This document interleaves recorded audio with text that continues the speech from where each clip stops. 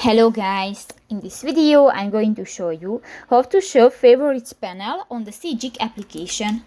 But first of all, I just want to mention, please don't forget to subscribe to our channel, because at 100,000 subscribers we are going to show you our YouTube revenue statistics and growth strategy, how to make money online.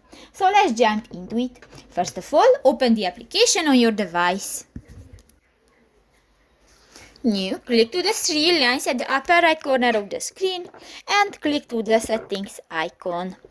Go to the features section and you can find the last option, the favorites panel. Click that and you can set the show favorites panel or the parked vehicle, and new is turned off, but if you click to the white circle you can turn off.